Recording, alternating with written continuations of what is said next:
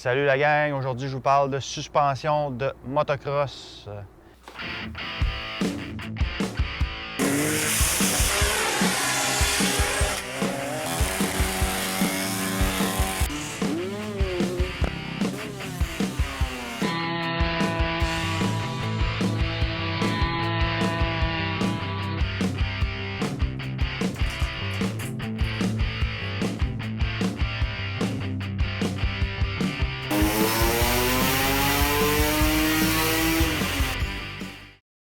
Les suspensions de motocross, c'est un peu comme un siège ajustable, je vous dirais.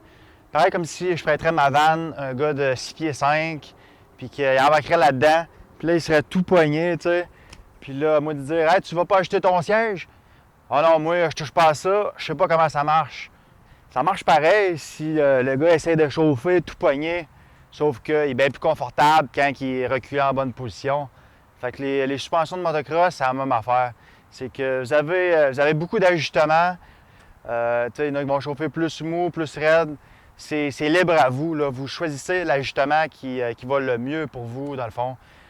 Puis les fabricants, c'est qu'ils mettent ça pas mal au milieu des ajustements pour que ça fonctionne pour un petit peu tout le monde, là. Fait que vous n'allez pas rien briser si vous essayez d'ajuster vos suspensions vous autres mêmes. C'est juste de prendre une note de où est-ce que vous décollez. Donc, c'est quoi vos settings de base.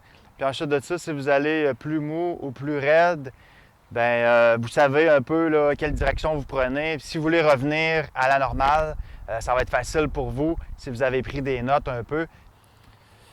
Fait que la première chose à faire, c'est de faire votre tag. Donc, je vous ai déjà fait une vidéo là-dessus. Vous avez juste à fouiller un petit peu sur mes anciennes vidéos, retrouver l'ajustement de suspension numéro 1, qui est ajuster votre tag. Donc, ça, c'est la première chose à faire. La deuxième chose à faire, ça va être de prendre note de vos ajustements. Donc, sur une YZ250 comme moi, vous avez 20 clics d'ajustement, compression, rebound, en avant, en arrière. Et puis, vous avez 2 tours d'ajustement sur la haute compression sur le choc arrière. Donc, sortez-vous un tournevis plate, vous allez visser clockwise. Donc, vous allez aller en vissant et puis vous allez compter le nombre de clics que vous allez obtenir jusqu'à temps que vous soyez vissé au bout, là.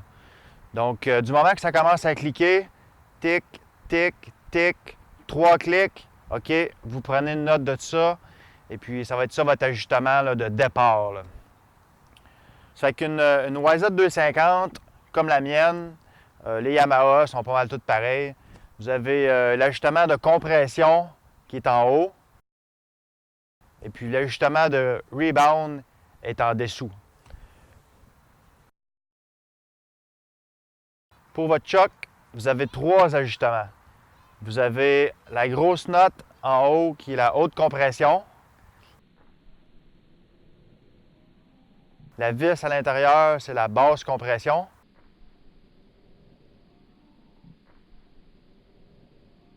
Ensuite, l'ajustement en dessous du choc, c'est votre rebound.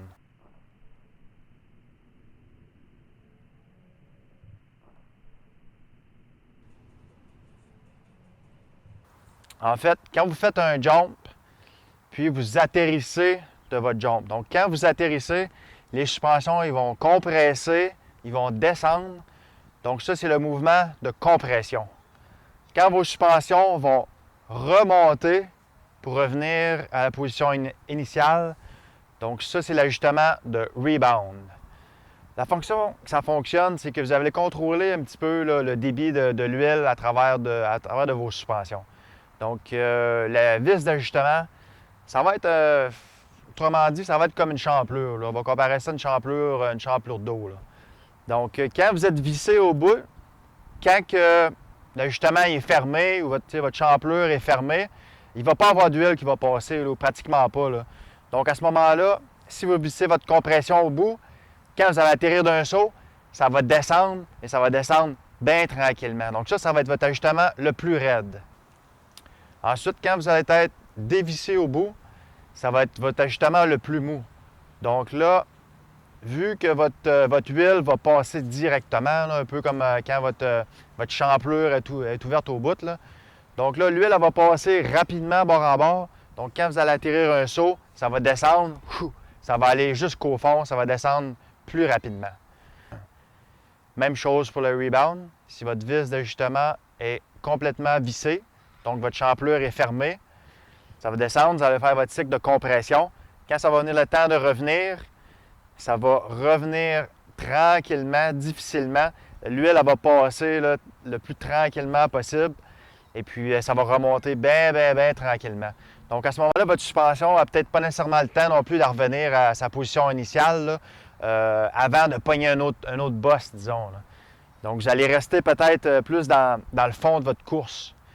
Fait que si vous ouvrez votre ajustement de rebound, beaucoup, donc si vous ouvrez votre champlure, il y a beaucoup d'huile qui va passer.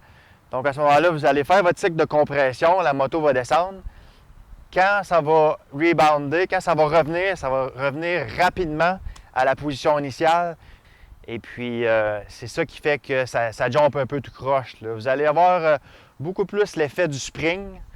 Donc, vous allez vous promener, puis ça va comme tout springer partout. À ce moment-là, c'est pas mal plus dur à contrôler. Quand vous vous rendez compte que votre moto, elle springe un petit peu d'un bord et de l'autre. Donc, allez visser votre ajustement. 2 clics de la shot. C'est pas mal ça, la loi des ajustements. 2 clics, vous allez être bon pour vous en rendre compte. Vous allez voir si ça a amélioré ou si ça a empiré votre chose. Donc, si ça l'a amélioré, vous pouvez à ce moment-là aller 2 autres clics. Essayez de faire seulement un ajustement à la fois. Comme ça va vous permettre de plus vous retrouver là, à travers de tout ça. Puis vraiment analyser vos ajustements, là. Parce que si vous faites tout plein d'ajustements en même temps, vous allez peut-être vous perdre un petit peu, vous ne saurez plus trop quel qui a fait le plus d'effet. Ça se peut qu'à un moment donné, vous soyez au bout de vos ajustements. À ce moment-là, contactez Axel Suspension. Il va être en mesure de vous dire si vous avez besoin des springs plus raides, plus mous. N'oubliez pas que vous devez absolument avoir votre sag déjà ajusté. Si vous n'êtes pas capable d'ajuster votre sag, ça veut dire que vous avez besoin d'autres springs. Donc, un autre bon truc aussi, demandez à quelqu'un de vous filmer. Donc, vous allez voir que si vous êtes beaucoup plus en arrière de la moto ou si vous êtes beaucoup plus en avant, ça peut vouloir dire que votre suspension n'est pas bien balancée, là. Plus que vous devenez bon, vous devenez rapide, plus que ça va vous prendre des suspensions qui sont raides. Donc, nous autres, les suspensions de freestyle, c'est des springs plus raides, les valvings sont plus raides, tout doit être super stiff. On a besoin de beaucoup de compression. Ensuite, ça se compare un petit peu au Supercross ou des riders pro outdoor aussi qui vont rider avec des suspensions super raides. Si vous êtes plus débutant, les suspensions vont être plus mous. Donc si vous arrivez pour faire vos premiers sauts puis tout ça, puis vous voyez que ça spring, que ça revole tout bord, tout côté, vous avez 2 choix. Soit que vous serrez votre compression. Donc, votre suspension, elle va moins descendre. Elle va automatiquement moins revenir vite aussi. Donc, ça va vous aider, ça va vous donner de la stabilité. Une fois que vous voyez que c'est devenu quand même assez raide, mais ça spring encore beaucoup, donc à ce moment-là, vous allez visser votre rebound. Donc, votre moto va compresser, va absorber les sauts. Ça va diminuer la vitesse à laquelle la suspension va revenir. Donc, ça va devenir pas mal plus stable aussi, là. Moi, qu'est-ce que je me suis aperçu aussi que devant plus raide va stabiliser votre moto beaucoup. Si vous overjumpez, si vous caissez aussi, bien, votre devant il va vraiment absorber le saut et puis il va mieux réagir. Tandis qu'une suspension molle va fesser au fond. Puis après ça, ça va springer tout croche parce que vous avez comme trop hypothéqué vos suspensions, là. Fait que l'important, c'est d'avoir une moto bien balancée puis une moto qui est prédictible. Donc, à chaque fois que vous poignez le saut, il faut que vous soyez en confiance. Ça, c'est quelque chose qui est bien important pour nous autres, les freestylers. Nous autres, quand on sort de notre rampe, on veut que le bike soit bien droit, qu'il se place tout seul. À ce moment-là, on va pouvoir sauter du bicycle, faire nos tricks. Un autre truc que je peux vous donner, c'est essayer le bicycle des autres. À ce moment-là, si vous allez dans une track, il y a des grosses bosses qui est quand même difficile. Des fois, ça peut vous réveiller un petit peu. Là. Vous allez voir que la suspension de votre chum est pas mal plus efficace que la vôtre. Vous allez pouvoir comparer au niveau de la raideur, du rebound, puis tout ça. Puis ça peut vous aider beaucoup à faire vos choix. Là. Du moment que vous voyez que ça ne fonctionne pas comme il faut, du moment que votre bike est imprédictible, à ce moment-là, là, arrêtez-vous et pensez à tout ça. Là. Ça vous prend une moto en qui vous avez confiance, que vous savez quelle façon qu'elle va réagir. Si vous caissez, crime, il faut que votre suspension soit capable de l'absorber, là, crime. Là. On ne veut pas que votre suspension vous garoche par-dessus les poignets puis vous ramassez dans le ditch. Fait que, à ce moment-là, on veut que votre rebound doit être assez fermé pour être capable d'absorber absorber les bumps le plus possible. Ça fait que ça va être, à ce moment-là, ça va être à vous de voir comment que ça va aller. Si ça spring tout croche, ça revole partout, fermez votre rebound un petit peu, vous allez voir que ça va devenir de plus en plus prédictible, puis ça va vraiment vous aider. Là. C'est ça la coche. Je pense que j'ai pas mal fait le tour. N'hésitez pas à cliquer j'aime, à vous inscrire. Ça va vraiment me faire plaisir de voir que vous êtes inscrit à ma chaîne. Ça va me motiver aussi pour faire d'autres vidéos puis continuer à vous expliquer un peu mon savoir-faire.